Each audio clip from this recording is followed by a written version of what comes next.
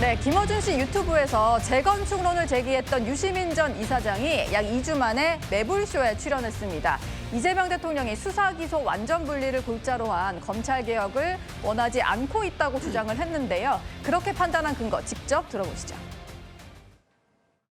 검찰 개혁을 원하지 않는 사람들이 많잖아요, 이미. 공개적으로. 이재명 대통령 지지한다고 하는 사람들 중에서도 많잖아요, 지금. 왜 그러냐면 그 사람들은 대통령이 원치 않는다는 걸 알기 때문에 대통령이 수사권을 일부 검찰에 남겨놓는 게 좋겠다는 판단을 할 수 있다고 봐요, 저는. 그러면 본인이 책임성 있게 이거를 풀었어야 돼요. 대통령이 어떻게 했냐면 법무부 장관 시키고 총리 시키고 그렇게 지금까지 해왔어요. 마키아벨리적으로 욕먹을 일은 밑에 사람을 시켜라. 인기를 얻을 일은 내가 해라. 대통령이 매우 잘못된 판단을 하고 있고 본인에게도 해가 되고 나라에도 좋지 않은 방식으로 행동하고 있다고 보는데 잘못된 길이라고 안 할게요. 그것이 매우 위험한 선택이라. 본인에게도 사회에도. 저는 그 선택이 실패로 끝날 거라고 봐요. 예, 대통령 임기 시작한 지 1년이 조금 지났는데 잘못된 선택을 하고 있다. 뭐 이런 표현을 씁니다. 김병민 부시장님, 대통령이 원하지 않는 바람에 검찰 개혁이 좀 지연된다. 이런 취지 얘기들을 하더라고요. 지난번에 김어준 씨 뉴스공장에 나와서도 비슷한 취지 발언을 했고요. 한동안 여러 가지 유시민 씨에 대한 비판들이 있었는데 방송에 보이지 않아서 이제 좀 말을 아끼려나 보다 생각을 했는데 유럽에 여행을 갔다 왔던 것 같더라고요. 오자마자 마이크를 잡고 작심하고 대통령에 대한 비판을 이어가게 됩니다. 근데 핵심적으로 대통령 정권이 출범하고 1년이 지났잖아요. 그 1년이 지난 기간 동안 마음 먹으면 얼마든지 검찰 개혁이라고 하는 이 검수완박에 대한 완전한 정리를 할 수 있을 텐데 결국 대통령 의지 문제라는 상황들을 걸고 넘어갑니다. 저는 대통령의 의지 문제라고 보게 된다면 긍정적인 의미를 해석하게 된다면 법무부나 민정수석 등 기존에 있던 법조계의 조언들을 받아서 이런 미진한 부분들을 보완하기 위한 긍정적인 측면을 볼 수도 있을 것 같은데 부정적인 인식으로 보기 시작한다면 대장동과 관련된 사건에 대한 검찰의 항소를 포기합니다. 이 같은 상황으로 인해서 본인에게 유리한 고지를 점하기 위해 실제 검찰이 원하는 부분들도 일부 남겨둘 수 있다라는 해석으로도 비춰질 수 있거든요. 아마도 유시민 씨는 두 가지 측면을 다 같이 고려하지 않았는가라는 생각이 드는데 대통령 입장에서 이런 비판이 매우 곤혹스러울 것 같다는 생각입니다.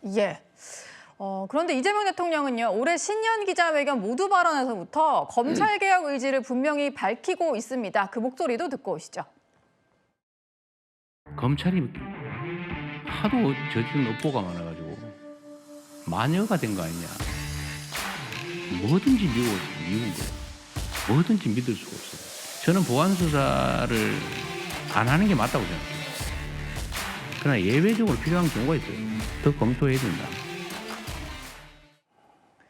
네, 유시민 전 이사장은 대통령이 욕먹을 일은 밑에 사람을 시킨다. 그리고 개혁 의지가 좀 없어 보인다라고 평가를 했는데 차재원 교수님은 어떤 생각이 드시나요? 검찰개혁과 관련해서 이야기를 한다면 이만큼 더 빨리 할 수 있을까라는 생각이 든다는 것이죠. 사실 이 검찰개혁에 많은 사람들이 동의를 하면서도 비판을 하는 부분이 이 70년 넘게 유지되었던 이 형사사업 체계를 이렇게 한꺼번에 흔드는 부분에 대한 여러 가지 부작용을 우려하는 측면이 있을 정도로 그만큼 속도가 빠르잖아요. 사실 집권한 지 1년밖에 안 됐지만 지금 올 10월 달이면 검찰청은 완전히 없어집니다. 그리고 사실상 지금 그러니까 지난주에 민주당이 형사소송법 개정안을 냈습니다만 그 개정안에 따르면 사실 검찰이라는 부분은 아예 없어지는 것이고 검사라는 직함만 남잖아요. 그것도 공소충 검사로. 그것도 의하면 또 기소와 수사가 분리되면서 수사는 아예 못하도록 돼 있는 거거든요. 근데 문제는 그 아예 못하도록 돼 있는 그 부분에 대해서 부작용이 우려되는 것 중에 하나가 바로 보안수사권 문제잖아요.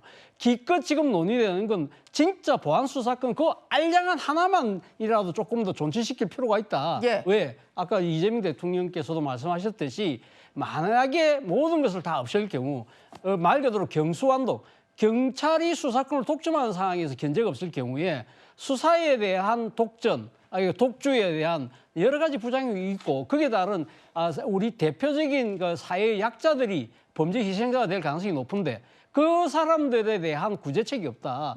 그런 부분을 살려야 된다고 이야기하는 부분은 사실은 받는 이야기잖아요. 근데 그거조차도 과연 관철될지 안 될지도 아직 모르는 상황이에요. 그렇다고 한다면 검찰개혁의 속도가 빠르다고 비판을 해야 되는 것이 맞는 것이지 검찰개혁을 안 하고 있다 이야기하는 것은 정말 말이 안 된다는 것이고 그리고 무엇보다도 이재명 대통령이 과거 야당 대표 시절에 무려 5개 혐의로 기소돼서 재판에 계류 중인 상황입니다. 자, 그렇다고 한다면 어떤 사람, 어떤 누구보다도 검찰 개혁에 대한 이 뭐랄까요, 원하는 강도가 타의 추종을 불허할 거 아니에요. 예. 이런 분의 뭐랄까 이 개혁 의지를 의심한다. 제가 생각했을 때는 유시민 작가가 일종의 뭐랄까요, 비판을 위한 비판처럼 들릴 수밖에 없다는 생각입니다. 네, 유시민 전 이사장이 여러 가지 작심 발언을 이어갔는데요. 계속 들어보겠습니다.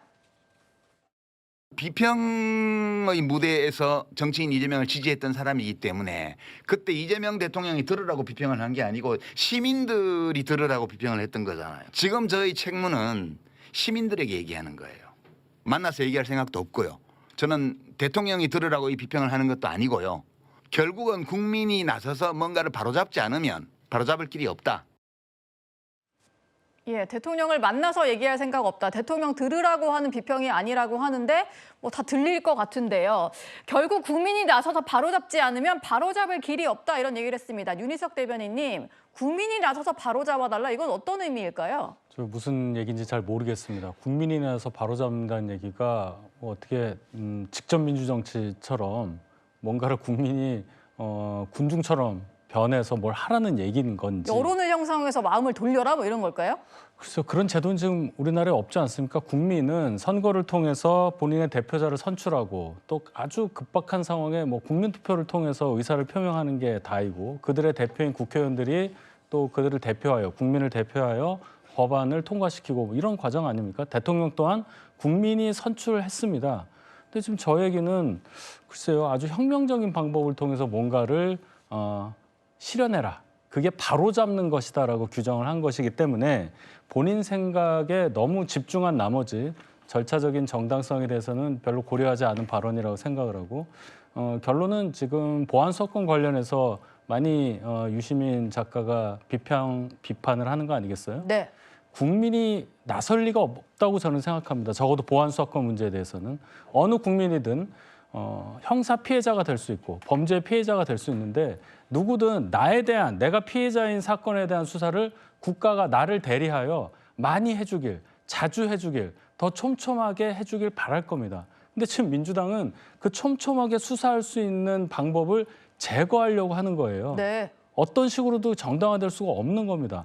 검찰이라는 조직이 그 수사권, 보안 수사권을 가지는 것을 용납을 못하기 때문에 어떻게 하면 이걸 줄일까 이 생각만 하는 건데 전체적인 거를 못 보고 있는 거죠. 그래서 제가 아예 그런 비검찰 출신으로 그냥 차라리 보안수사청을 만들어라는 말까지 하고 있습니다. 보안수사청. 아예 그냥 따로 만들어라는 얘기예요. 그렇게 해서라도 형사 피해자가 될 수 있는 국민을 안심시켜야 되는 거 아니겠습니까? 네. 근데 지금 무슨 얘기입니까? 수사기소 분리 원칙을 안 따르고자 하기 때문에 보안수사권 존치를 자꾸 얘기하는 것 같다. 대통령은 잘못된 길을 선택한 거고 실패할 것 같다. 이 얘기는 언어도단이죠. 유시민 작가가 이 발언에 대해서 국민적인 평가를 먼저 받을 걸로 저는 생각합니다. 예.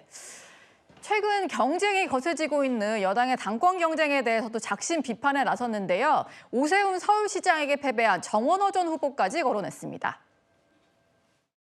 서울시장 민주당 후보 경선을 불공정하게 만들었어요. 대통령이 SNS에 정원호 씨를 띄워가지고. 그 불공정 경선이에요. 서울시장도 명픽을 넣으려다 실패했어요. 당대표도 명픽을 넣은 거예요. 지금 대통령이 직접 나서서 정청래는 나오지 마라고 말을 안 했을 따름이지 SNS에 여러 차례 국무총리 그냥 덕담 차원을 넘어서는 띄우는 작업도 했고요. 대통령이 무엇 때문에 이 욕심들을 주요 포스트에 자기가 원하는 사람을 집어넣으려고 이렇게 집요하게 노력을 하는 걸까? 누구를 상대로 싸워서 이기려고 뭘 이루려고 이 말을 하는 게 아니에요. 대통령이 저 길을 저렇게 가는 것을 그냥 방관했을 때 내가 느끼게 될 어떤 가책 이런 것들이 싫기 때문에 그냥 말을 하는 거예요. 그러면 공개 비평을 할 게 아니라 대통령을 직접 만나서 조언을 하는 게 어떨까라는 생각이 들지만 어쨌든 앞서서 얘기를 했는데 대통령을 만나서 얘기할 생각은 없다라고 합니다. 아주 날선 비판했는데요. 대통령이 후보로 띄운 경선이 전부 불공정했다. 정원호 후보를 띄워서 서울시장에 명픽을 넣으려다 실패했고 또 정청래 나오지 마 이걸 육성으로 말을 하지 않았을 뿐 총리 덕담을 넘어서 띄우는 작업에 들어갔다. 이런 얘기까지 하네요. 김지호 대변인님 어떻게 들으셨어요? 오늘 유시민 작가는 사실상 8.17 민주당 전당대회에 내가 정청래 후보를 지지한다는 이야기는 아니지만 이재명 대통령의 후계자, 대리인으로 불리는 김민석 전 총리에 대해서 매우 부정적인 그런 입장을 피했다고 저는 해석됐고요. 지금 이재명 대통령이 위험하게 통치를 하고 있다. 예. 그리고 실패의 길로 가고 있다. 이 실패의 길을 민주진영이 실패의 길로 가지 않기 위해서는 직접적인 이재명 대통령과 소통과 설득 작업보다는 우리 당원들이 실패의 길을 가지 못하도록 들고 일어나야 된다. 이런 표현을 우회적으로 표현했다고 생각하고요. 예. 어떻게 보면은 현 정청래 후보를 지원하는 그런 발언을 세게 했다. 그렇게 생각 들었습니다. 예. 유시민 전 이사장이 근데 뭐 정원호 후보를 지원하기도 했었는데 굳이 왜 명픽 후보다 이런 식으로 비판을 한지 모르겠습니다. 뭐 속보가 들어온 것 같은데요. 지금 유시민 전 이사장과 관련된 여권의 반응들이 나오는 것 같아서 들어오는 대로 저희가 좀 소개를 해드리도록 하겠습니다. 박지원 의원이 글을 올린 모양인데요. 이재명 정부와 민주당에 큰 상처를 주었다. 검찰청 해체 등 민주당이 해온 검찰개혁은 무엇이냐? 라고 반문을 했고요. 대통령 임기 4년 남았는데 논리비약은 누구에게 이득이 되겠느냐라고 얘기를 했습니다. 당내 최다선인 박지원 의원조차 저렇게 쓴소리를 한 상황입니다. 명픽 후보들 잘못됐다 뭐 이런 얘기를 하는데 그러면서요. 전당대회까지 명픽 후보 띄우는 거 문제다라고 지적을 했습니다. 김병민 부시장님. 네. 대통령실에서는 전혀 당무 개입 안 하고 있다는 입장인데 유시민 전 이사장 얘기 들어보면 너무 대놓고 개입한다 뭐 이런 거잖아요. 일단 지난 서울시장 선거에 개입한 거는 사실상 팩트가 맞죠. 직접적이든 간접적이든 대통령의 SNS 글을 통해서 정원호 후보가 뜨기 시작했고 그 뒤로 많은 언론들이 명픽 후보다라고 하는 이 명칭을 달아줬습니다. 또 거기에 대해서 그렇게 부인하지 않았고 대통령과 가깝다라고 하는 측면을 경쟁력으로 삼아서 사실상 당의 후보가 됐다 이렇게 볼 수가 있겠죠.